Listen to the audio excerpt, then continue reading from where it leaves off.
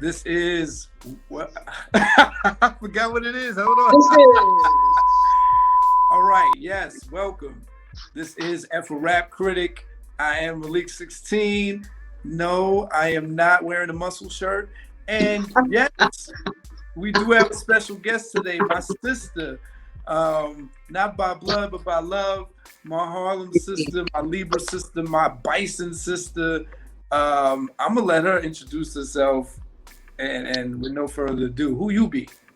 yes. So I am Kay, aka Harlem Honey 77, on all social media platforms.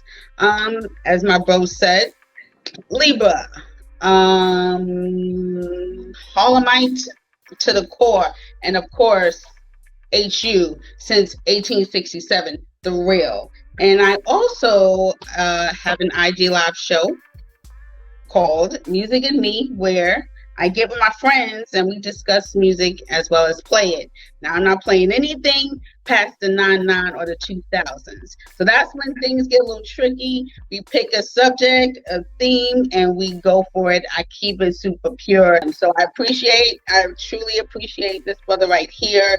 He is amazing. Talk about always giving so many flowers. I appreciate you, bro. So Same here. I could not have thought of a better first guest. Kay, you are actually my very first guest on the show, which, this is episode 3, so it's not saying too much, but it's saying a lot at the same time. Many people, I don't know anyone who has more music love and knowledge at the same time, and I want to be clear about those two things, because it's one thing to have music knowledge, and there's another thing to have music love, but she's got both on an equal tier, and you can tell it's just in her pores. And that's why not only is it the end of Women's History Month, with, one of the dopest women I know, but we are talking about one of the dopest albums made by women of all time. And what album would that be, Kay? Hot, Cool, and Vicious. Salt-N-Pepa. The original Spinderella. Right. That you only saw on this one album. Whew, okay, yeah, we can go on forever about this particular group, because just on the current Spinderella, who is not in the group now, due to some things. Okay. Yeah.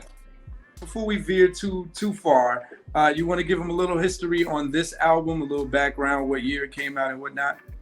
Yeah, so Hot, Cool, and Vicious, the album by Salt-N-Pepa, the first album that came out December 1st, 1986. And for me, because I was thinking about this today, I'm like, when did I pick it up? I remember getting it in North Carolina, in Charlotte, when I came down for the summer. So I didn't get it until the next year. This is their debut album. So this is coming off the heels of Showstoppers, which was their breakout, and it was almost this experimental trial run. We'll talk about this more when we get to the categories later and the dimensions later, but that's what set it off and turned it into a whole album project. So I feel like, there was a vision and it was being executed, and this is a hell of an entrance. This is the era where, beef might get you a good introduction to the rap world. Before we go any further though, I do want to shout out the woman on my shirt, the homie 330, and always showing love. I think we're getting close to the date 330, and so her birthday should be coming up as this episode is airing. So shout out to the homie 330, representing that PA area. She's been rapping for a long time. Another fellow Bison. I always rap.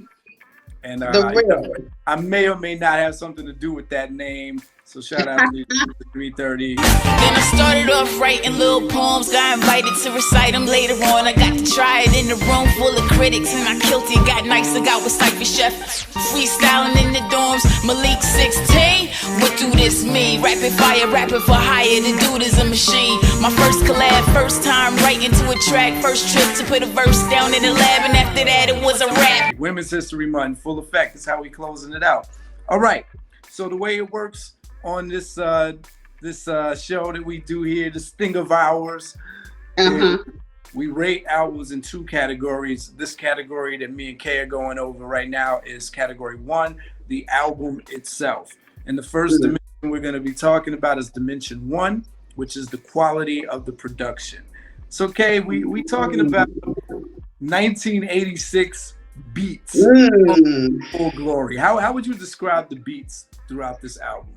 All right, so you got to figure out if it aged well, but keep in mind of when it came out, right? So you had them, them beats per minute, them BPMs, and kind of, especially with the Showstopper, right? It's like, okay, for what it was back when it came out in 86, for sure. 96, was I listening to it? No. However, in 06, 16, oh yes, today it's still getting played. It is still getting played. It is in the phone. I still have it on a CD. I certainly have it on record. It aged well, and for what it was for that time, I'm not like, oh, that's a little seasoned, as in not good. No, it's perfect. It's perfect from the wait, go ahead, because I don't want to get ahead of myself. Go ahead. Okay, perfect. Because I was going to say, I got to give the producer Herbie, Azor, right, all his credit for being the main person behind the boards on this album. So when we talk about there being a vision for this album, the vision was Herbie's. Herbie also being the main writer of the lyrics at that point.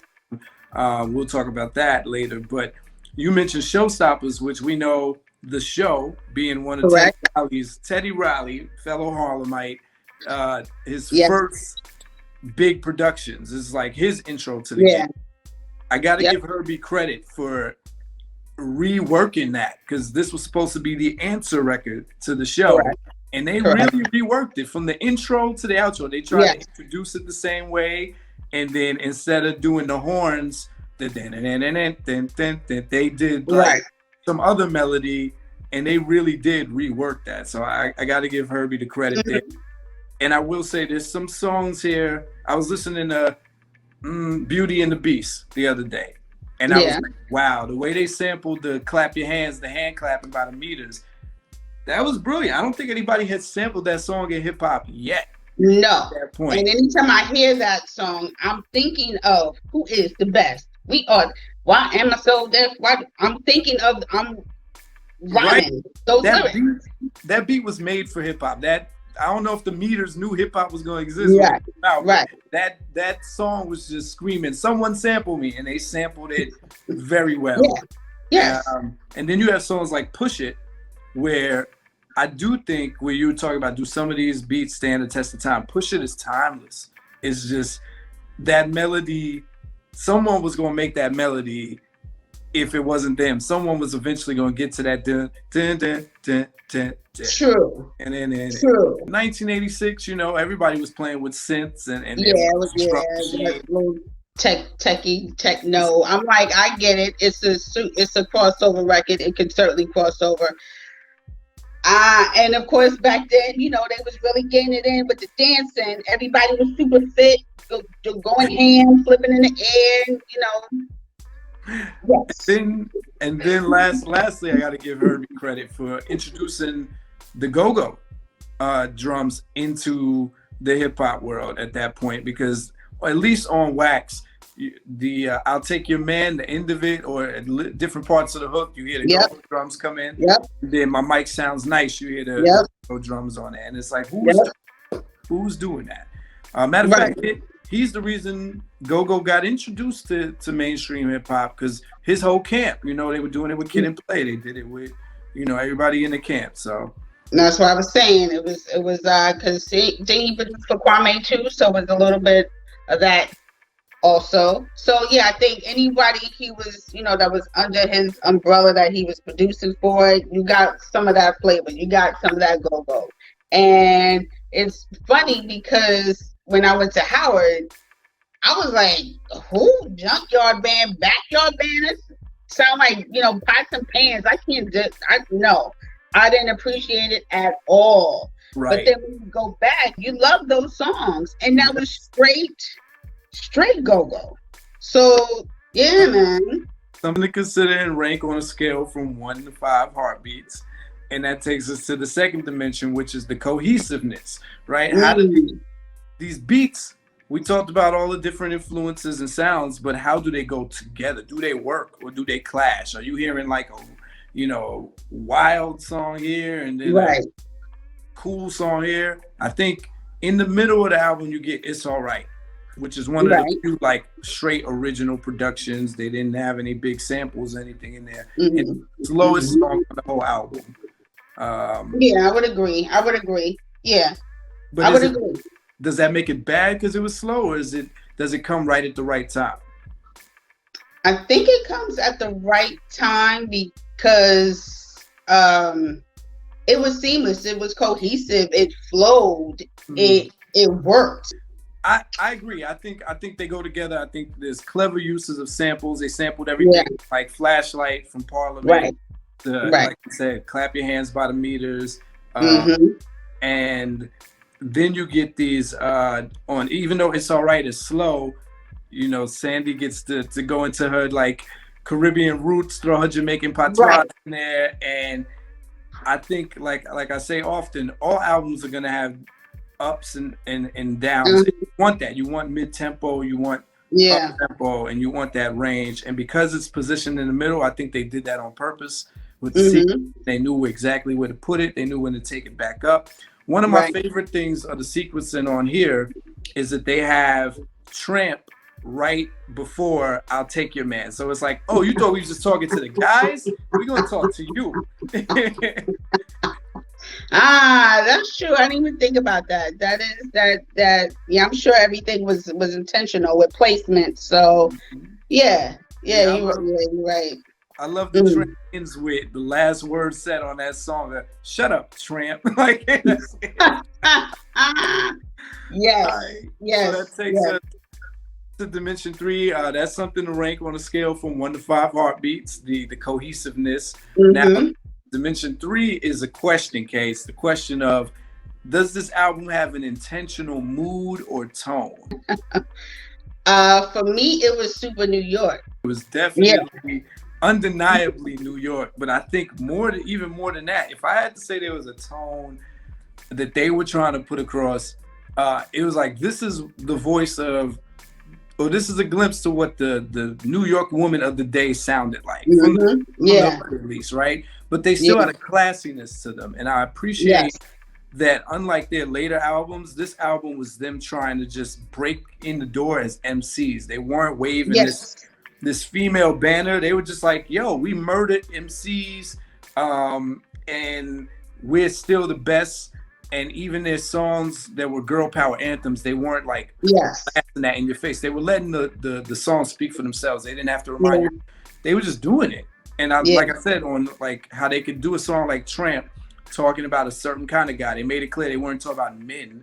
They were talking about these kind of guys. Right. And with the I'll Take Your Man, that was a shot to the women. It was more like a check your man because he's checking for me. Not like we these scandalous women that go around stealing women's guys. But most of the songs on this album had to do with being dope rappers. Then, you know, and like women everywhere. They spoke for themselves. So if anything, I just felt like these were hungry rappers trying to come on the scene. When this album came out, you know, it was getting some play, but then that summer, I know it was on fire. So I know, and you a dude, you playing Salt-N-Pepa, you playing, you know, Tramp, I'll Take Your Man. Of course, you're gonna look like, oh, this what you're doing?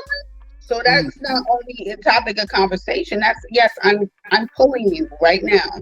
Right. I think, these were just party joints. I think the theme of, if anything to put the finger on, they were trying to rock the party. This was still the era of the party rock. So something for y'all to consider on a scale from 1 to 5 heartbeats. And that takes us to Dimension 4, which is about the song distinction versus the repetition. Were there any redundant moments on this album? Did we hear the same kind of beat sounds or the same kind of words? And off the top of that, going back to Herbie's production, he was making it such a point to have a showcasing of his skills to show, look, I can use these synths, I can use these go-go drums, I can use samples.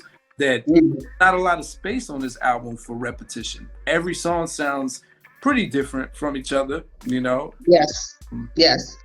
it was, like I said before, super seamless. Nothing I felt was repetitive with the lyrics or the beat. It just, like I said, it just flowed, and it flows. And why it's such a beautiful album is because I can play it now, and it's golden. Right. It's golden. You know what I mean? They even with the stuff they're saying, right, on songs, with as much as they talked about being dope MCs and talk about sucker MCs, I just feel like they kept finding clever ways to say it. And that's a testament to, again, Herbie's writing.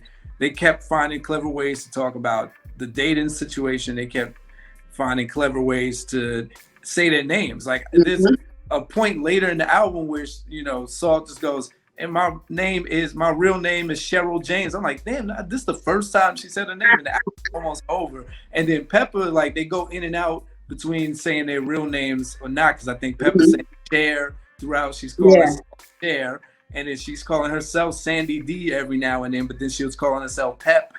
So not a lot of repetition. Something for y'all to consider on the scale from 1 to 5 heartbeats. Lots of song distinction, if you ask us. That takes us to dimension, I think we're on dimension 5, which is the question of the content versus the amount of songs. Now, if I'm not mistaken, there's only 9 songs on this album, right? Correct. Yeah. Right.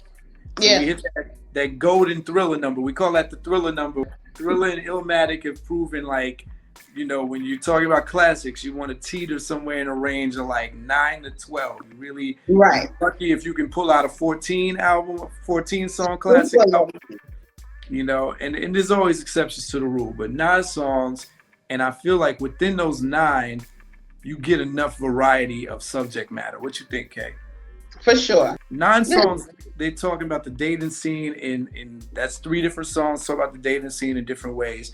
And then you get songs like, you know, like I said, most of the songs on the album are about party rocking and being the best at it, and they find different ways each time. Push It is more about get up and dance, while My Mic Sounds Nice is more about listen to us rap. So content versus the amount of songs, something for y'all to consider on a scale from 1 to 5 heartbeats. That takes us to dimension 6. This is an easy one. Features. Again, we in the middle of the 80s. Features were not a big thing back then. No. I will say this. Did you know, Kay, that Kool G Rap is one of the credited writers on the album?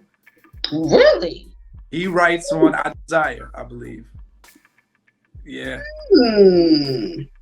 But as far as features, this is not the era for that. So if y'all think that that's a takeaway or a good thing, that's something to consider and rank on a scale from 1 to 5 heartbeats. That takes us to dimension 7. Speaking of takeaways, the question of, does the weakest song take away from the album? Does the weakest song bring this album down in any way? Would you cut it out? Would you keep, or did, you know, is it still? Yeah, I don't think it matters. We're talking about a time when, you know, people, it's just so fickle now. It'll be 2 songs on like a 19 listed, you know, playlist. You're like, yo, this whole joint is whack, cancel it. Then that, you know, no. One song, and that was what you were looking for, thinking that was gonna be okay. It's probably gonna be like 1 or 2 songs that I won't listen to, but for the most part, it's all gonna be good. And that's what you went with, and you were fine with not liking 1 or 2 songs. That was kind of like the bar, right? If it was at least 2 songs that weren't good, but you know, out of like 10 tracks, you're golden. You're fine. You're loving the whole album. The reason this is one of the most important dimensions here is because every now and then you get those albums where those 2 songs are stinkers and they really weigh an album down. It's amazing what 1 or 2 songs could do to an album. You're like, man, if they would have just left this off, I could play it straight through. So do you find yourself skipping any songs on this album? And what would you say is the weakest song on here? I mean, outside of It's Alright, that's it. That, you know, as I'm looking at the list now, that's it. Yeah. That and is we the already discussed that It's Alright, while it's the slowest song, it was it came at the right time. Yes. And I still didn't find myself skipping it. I appreciated that they switched it up and they slowed their flow. They even did more of like a Run DMC kind of flow on that song, because it's all right. You know, so everybody around 1986 had a song like that. Like, you know, LL had his Slow It Down songs. Fresh Prince had his Slow It Down. So right in pocket, something for y'all to consider on a scale from 1 to 5 heartbeats. And that takes us to dimension 8. Mass appeal, Kay. How much mass appeal did this album have? Do you think Herbie and Salt-N-Pepa knew the audience they were aiming at? Do you think they knew where they were trying to go with these songs, and that these songs would be big and these songs would hit that way? I don't think so. I believe that, you know, as an artist, you want someone to love it. You want a few people to love it. Hopefully you can just make a few dollars to kind of continue on to make another album, or going to a show, making sure, you know, you can eat for the next week.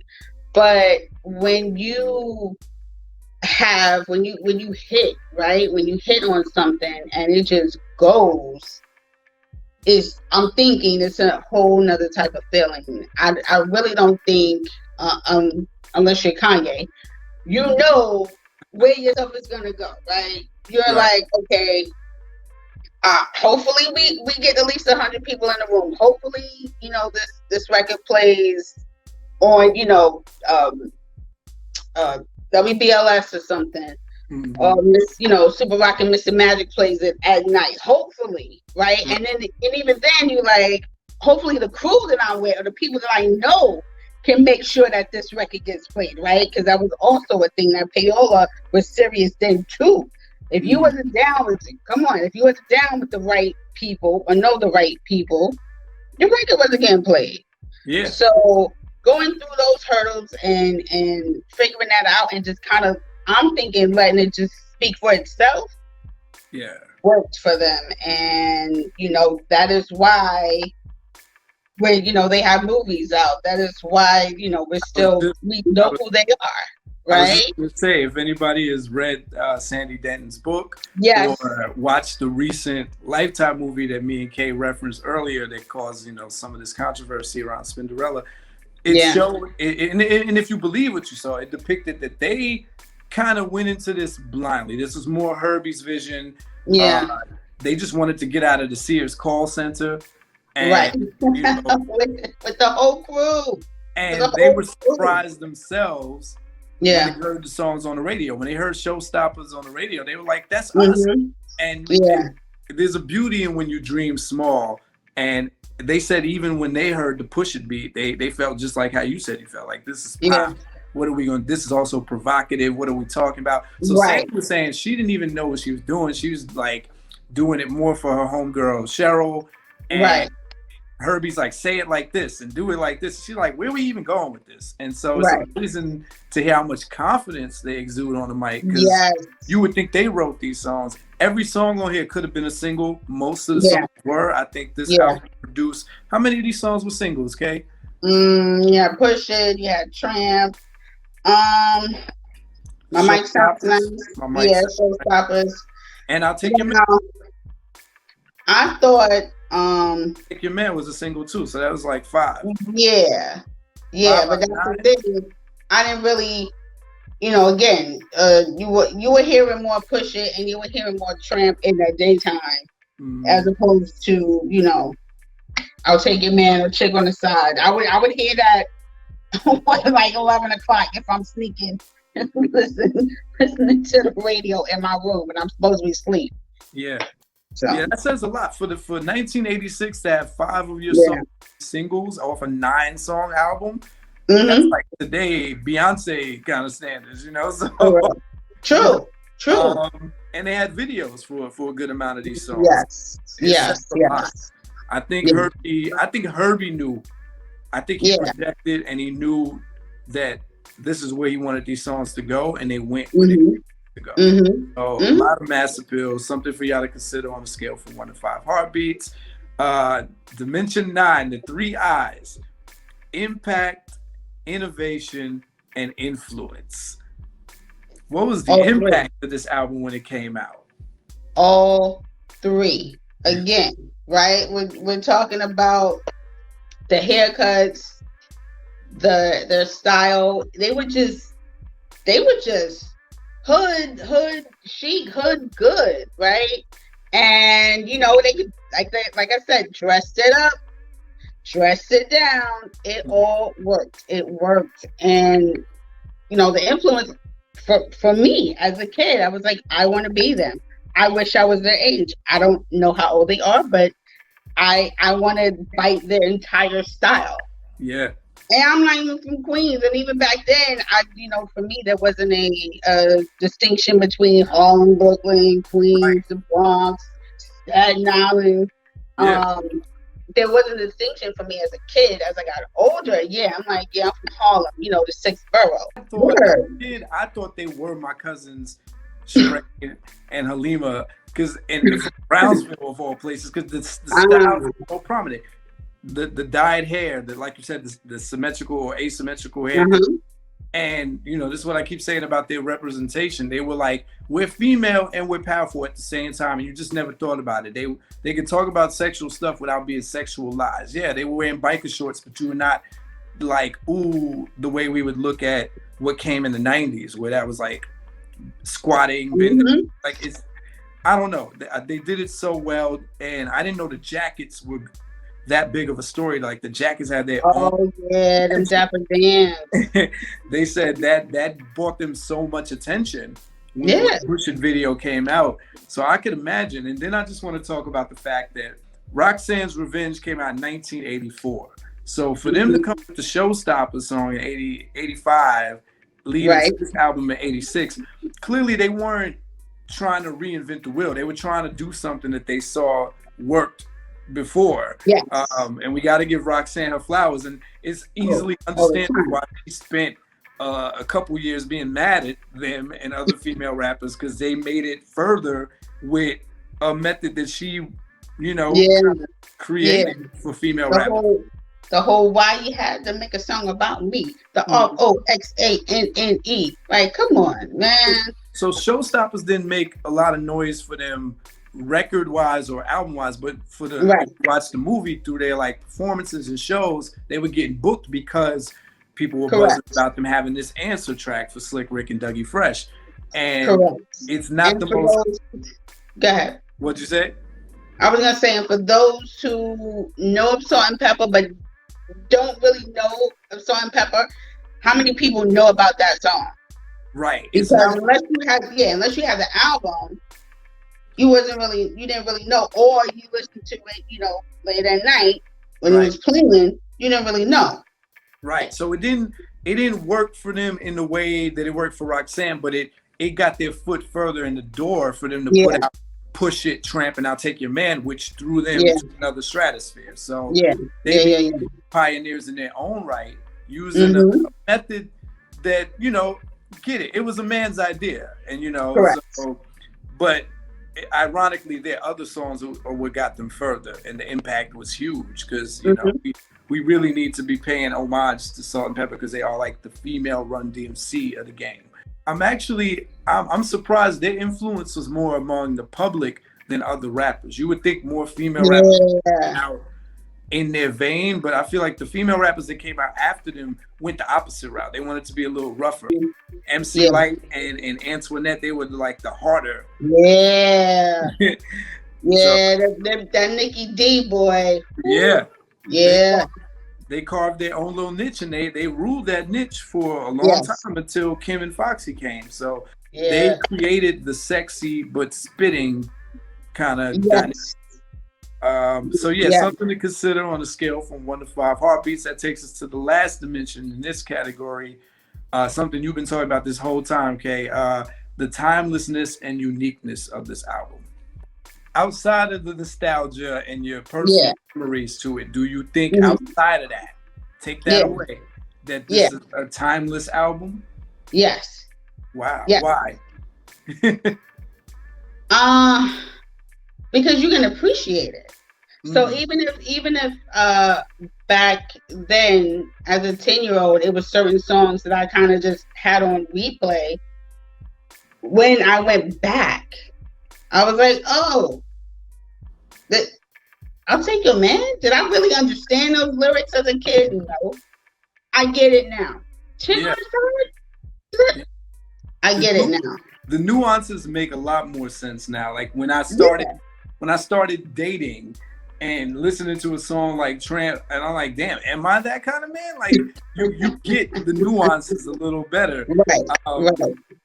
And then the uniqueness. Let's talk about that. Did this album sound like everything else that was coming out at this time, or was it distinct from that? It's 1986. They were doing a lot of things that other albums were doing, using a lot of the same sounds. And yeah. But was it? They weren't. Well, they weren't doing like, you know. Of course, who else was being sampled more than James Brown? Mm-hmm. And they didn't go that route. It was a whole nother platform. It was go-go. It was in.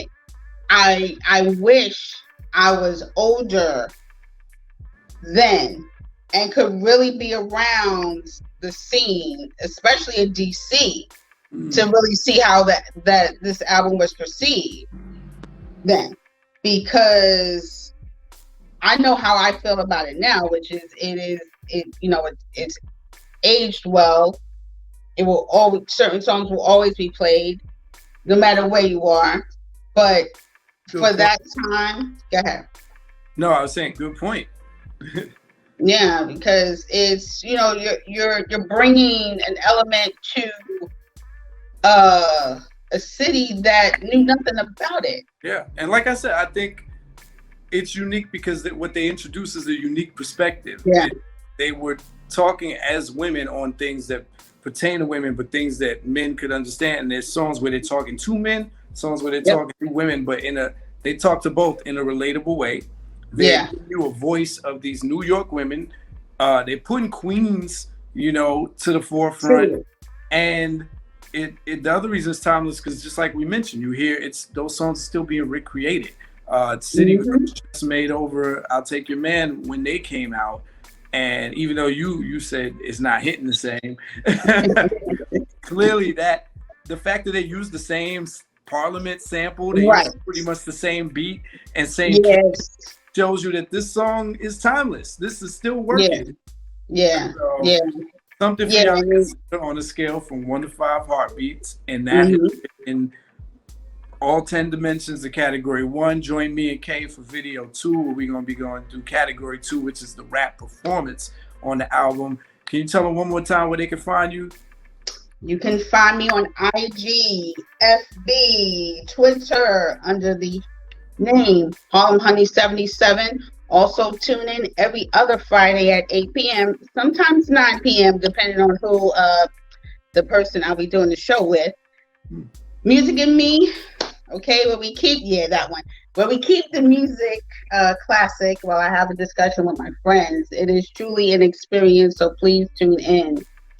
Thank you, my brother. Until then, F a Rap Critic. We talk about it while I live it.